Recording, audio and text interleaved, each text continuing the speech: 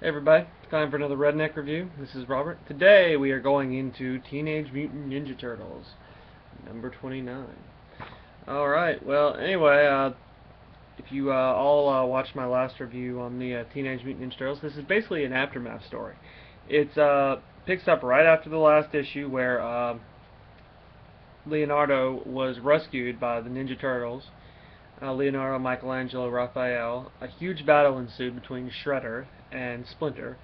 Uh, Old Hob and Slash, the killer turtle from Dimension X, or another mutant, as it were, in the old show. This time he's just another mutant turtle. Uh, and Casey Jones started to fight back against his father, who's now leading the Purple Dragons. And they had the impressive display of Bebop and Rocksteady as the two lovable idiots we always remember. Alright, well anyway, we start off in New York, back where it looks, they're telling themselves based on their heads that they had to leave, that there was no other choice. And we see Stockagen's been destroyed, the entire city is just under wraps. And we find Casey and April in the van talking while the Turtles and Splinter are just asleep in the back of the car. He goes, "Thanks for driving, Casey. My hands were shaking too much to hold the steering wheel. Is it hurting your side?" "Nah, it's cool, April. With Donnie's stitch-up job, I'm feeling better than when I was in the hospital. Anyway, keeps me from thinking about, well, you know, your dad. Yeah, I just needed some serious shut-eye to keep my body fixed and my head together. Yeah, I think we all needed that right now. Lots of rest." You see them just with their bandanas down and going on. He goes, "Lots of healing." And all of a sudden, the first one to wake up, of course, would be Michelangelo. "Are we there yet?" I can just hear Michelangelo's voice. "Yeah, Mikey, we're there yet." And, it's just this lovely little moment. I'm not a big fan of aftermath stories, but as far as this one goes, I've liked it. In Northampton, this is part of a. I guess they're going to be on the farm for a while, and it's a pretty cool little story. Because here we are. Okay, so they're staying at April O'Neil's parents' farm in Northampton. It's a farm. The Turtles think they're going to be going to a real house for once, but what happens is they end up being at the barn. And she goes, this is where you'll be staying, and it's a barn, Well, at least it ain't underground, they tell them, because they're used to living in a sewer. "Yeah, wish I could give you guys something a little more comfy, but I'm already pushing things with my parents by bringing Casey. Throw in 4 turtle men and a giant rat, and well, no offense, but..." And it's Donatello telling her, "Don't sweat it, April. This works great. Thanks." Yeah, we've got plenty of camping gear and lots of space for you guys to spread out. There's electricity and even a small bathroom with running water. No shower though, sorry. But the lake's super clean. I used to wash my hair in there all the time when I was a kid. Didn't you tell me your parents lived in Albany?" "They do. My dad inherited the old place from after Grandma O'Neill passed away. He and my mom were always going to retire here, but after his stroke, my mom figured the fresh country air might help him recuperate faster. And with everything we went through in New York, I thought it might do us all some good too. Bathrooms free." All of a sudden, he gets interrupted by Michelangelo, who says the bathroom's free. He goes, "So much," and Donatello yells out, "So much for fresh air." Too much pizza, I guess. Well, anyway, the story keeps on going, and it's just Donatello and Michelangelo have gotten out of the van. We see Splinter having to be moved out of the van because he's so tired from fighting Shredder. And they go to try and bring Michelangelo in there. Ralph does. Raphael is trying to be good little brother to his older brother. And he tries to say, "Hey, yo, Leo, time to wake up, dude." He goes, He goes, "Raph, where are we?" He's still having nightmares of what he thinks he did. And he goes, "Let me out," he says. And he's still thinking of sort of himself, and I guess he's still thinking that they're still sort of his enemies after everything that he went through. But He says, yeah, sure. Ralph goes, sure, no problem. What the? All of a sudden, in the middle of the forest, he sees this white blur. It's Alopex, the mutant that Shudder created to basically be his weapon against Stockagen and all the turtles. He goes, stinking mutt, Raphael. And what does he do? He runs out and he tries to take Alopex down. He tells him, trying to ambush us, huh? No, you're wrong. I don't want to fight you, Alopex says. Yeah, right. Now, tell me who's with you before I... All of a sudden, Leonardo comes in and tries to save his once former comrade, Alopex. Back off. She says she doesn't want to fight.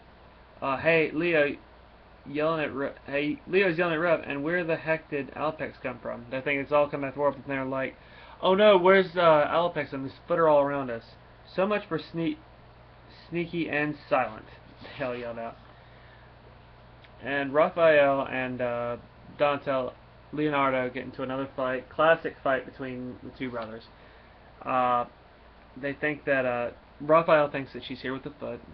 They are just trying to, figure out. Raphael said this was nothing to do with the Shredder. He says we don't just attack people for no reason. And Splinter's coming over here with being held together by Casey and April. He says, come on, Mikey, and keep your eyes peeled for more foot. And while Donatello goes over there and tries to break them up. And they're just going at it like, two brothers will. I have a buddy of mine who's like a brother. And when we like to argue, we're all in. Doesn't matter who we are. Doesn't matter what we're doing. We're just at each other's throats. That's what brothers do. Even the ones that aren't related by blood. But anyway, the other two, Michelangelo and Donatello come in there and break them up. Says, hey guys, this is stupid. Stop it. He tells them all, don't touch me. I'm just trying to help, dude. Mike says. Donnie, get off me. Ralph says, just for general principle, because Raphael doesn't like to be touched under any circumstances. And quit being an idiot. Enough. Splinter comes in there. I can just hear the famous Splinter voice saying enough. He tells him, Miss O'Neill graciously invited us to this place in order to provide us with much-needed sanctuary. I will not have you offending our host and dishonoring yourselves by continuing to conflict. We are attempting to leave behind. He goes, Raphael says, fine. He started it. And as for Alopex, I too am curious of how it is you have come to be here with us and why. However, I will allow you the opportunity to explain yourself, as you did intervene during my battle with Orokosaki. Sorry, I just figured it'd be cool if I did a little bit of a voice. Here's a great thing for the comment board. Say if you like Robert's voice as Splinter. Help me get a, voice acting job, or just keep me away from the thing altogether. This is your opportunity to say something. So, tell the Red Prince what you think about that. Anyway, he says, but Sensei, Silence, Raphael! Anyway, Alopex goes in there, look, I know you hate me. I know you don't trust me. You know exactly what happened with me. I attacked the Shredder, but I wasn't able to kill him, and I knew he had to escape. I knew you had to escape. And so did I. I just didn't know where to go. The Foot Clan was all I had. But I didn't need Karai's arrow in my arm to remind me that I was as good as dead to the foot. So I followed you. So basically after that last round, she followed him. And I heard you all talking hard. You say you were leaving the city. So I made a choice. If the Foot wanted to kill me, they'd have to catch me first. Because I don't care if you think I'm lying. I really don't want to fight. Not anymore. So, yeah, this is one character that I've really been enjoying in the series so far. It's just such a pure character that is just not getting the benefit of the doubt. But now they're listening to him and giving her a chance. And Raphael goes, you expect us to believe that load of crap? I've heard the whole poor little victim Fox sob story from you before. That why you're so hot to protect her then? He goes, she's telling the truth, Leonardo says. I know she is. Is that why you're so hot on protecting her then? He goes, what are you telling us, Leo, don't even stop. They're still fighting each other. He says, I will not tolerate this childish behavior. You will both cease now. Save your commands, Yoshi. It's one of those things. I feel like when Leonardo calls Splinter Yoshi, it's like me calling my dad by his first name. It's just disrespectful and everything like that. I mean, you just shouldn't do it. He says, you're not my master, Leonardo says anymore. And this look of just absolute crushing disappointment, Splinter goes, very well. And Splinter, oh, I just can't believe that Leonardo would say that to him. It's, oh. Alapex, she goes, after he gets over his moment, whether or not you speak truthfully about the Shredder, you did save my life, and I am honor-bound to respect that fact.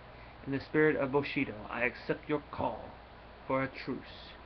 He will not harass you any further. But, Father, my decision is final. Doesn't matter. I don't need your honor or your help. She's basically going on being a lone wolf. Well, Casey and April head up to the house to meet April's family, who basically gets the exact opposite reaction of what they expected. She meets her father, who is in a wheelchair, who recently had a stroke. And one thing I found really interesting in this whole passage right here is he worked at Stockagen too, and he actually got April her internship over there. I thought that was really interesting. I think it's going to tie into something really cool in the next couple issues. But anyway, we find and they're really surprised to hear that Stockagen is gone. Well, we find Leonardo reflecting on all the events of City Fall. He's thinking of the Mystic and his attempts with Yoshi, his fight with Raphael, and the memories he has of Tang Xin, who he considers his mother. And she goes, in truth, the responsibility for all this sadness belongs to another. Who, mother? Tell me, please, my child, when you find that which you have lost, you will also find the answer to that question. He's just looking in the water and he's asking, Mother, where are you? I need you now. Please, I'm so confused. It's this wonderful reflection of emotion in this one on the people who went after him, the people who tried to help him, and they just can't seem to. It's kind of sad. Well, anyway, after they start talking, and they ask her what she was working on in Stockagen, she says ooze. And this was the really killer part, which I don't really like it when you tie every character into a story, but this one wasn't too bad. He goes, I'll be right back. Maybe nothing. You two wait here for a bit. I'll explain everything, but I'm going to brew up some tea first. The nights get pretty cold here, she says, so we'll need something to keep us warm while we talk. I've got something to share with you. Like I said, it might be important or it might not. We see like turtles in this monologue. They're reflecting. Raphael's awake. Michelangelo's asleep. Donatello is reading a manual or a book or something. Splinter is just pacing because he's worried about his son. And we find Leonardo outside. And these are the last words as it's being shot. Either way, it's time you knew the truth. Time you learned about some important details from your dad and my past. Something that may have been more dangerous than we ever realized. And we just see Leonardo being watched by Alapex. So this has the startings of a really good story. It's really good foreshadowing. Had just enough action to keep me entertained and gave just enough information where I wanted to see more. All in all, for Teenage Mutant Ninja Turtles number 29, I'm going to give the story, to start off with, a 4.75 because it was just it was a good story, but it was also just a introduction to the next one. And I like my stories to go a little bit faster. I wanted just a little something. This gave me most of it. The story was a 4.75. The art on this one is definitely a 5. And usually, you can have a good. With us, I usually try to find books that have good stories and even better art, because the art is what we do this for. Alright guys, and it's a $3.99 book, so I took sort of a point off of that for the story because as good as it was, it just wasn't enough, I think, for a $3.99 book. But it's still in Teenage Mutant Ninja Turtles, which makes up for a lot. Alright guys, well that's your Redneck review, a 4.75 on the actual story, a 5 on the art. So guys, hey, if you would like to leave some comments for us about Teenage Mutant Ninja Turtles, if you're just a fan of Teenage Mutant Ninja Turtles, please leave me a note at the bottom. I'm a huge fan of Teenage Mutant Ninja Turtles. Alright guys, well this is Robert, the Red Prince, talking to you later, and God bless you all. Goodbye.